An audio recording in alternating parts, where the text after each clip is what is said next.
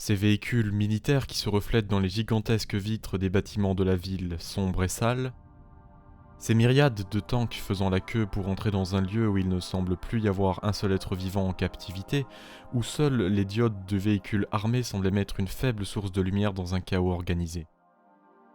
Seul file le temps, qui semble figé, quand un véhicule traverse le sinueux tracé des ruelles dont l'éclairage synthétique est quasi inexistant. Un air énigmatique, limite mystique, s'échappe de ce cadre pour y laisser paraître la signature d'un pionnier de l'animation japonaise, de par son esprit de cinéaste visionnaire qui inspirera grand nombre d'œuvres, elle aussi inspirée par un environnement militaire moderne. Hideo Kojima, dans la série des Metal Gear Solid, a par exemple plus d'une fois fait des clins d'œil discrets au réalisateur du film dont il est question aujourd'hui. Pat Labor s'inscrit dans la vague des real robots du genre mecha, soit une vision instrumentaliste du mecha le rabaissant au simple statut d'objet militaire, alors qu'auparavant ceci avait plus une dimension héroïque que pratique. Mamoru Oshii, touché par ce réalisme, réalise Pat Labor 2 en 1993. Mais si on parle du second film et non du premier, c'est parce que Oshii y produit le même schéma que pour les films Urusei Yatsura, soit un premier film très fidèle à l'œuvre originale, et un second film très imprégné de son ADN.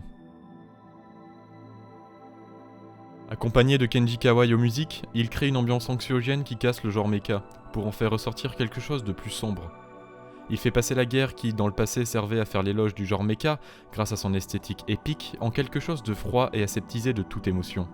Comme si cette beauté avait une face qui était cachée par une lourde cuirasse d'acier.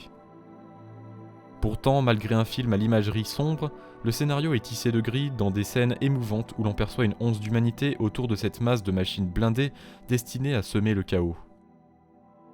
En résulte un film à l'esthétique époustouflante et au scénario subtil, imprégné de la vision d'un auteur dont on ne cite plus les louanges et qui réussit à imposer son style 2 ans plus tard grâce au cultissime Ghost in the Shell.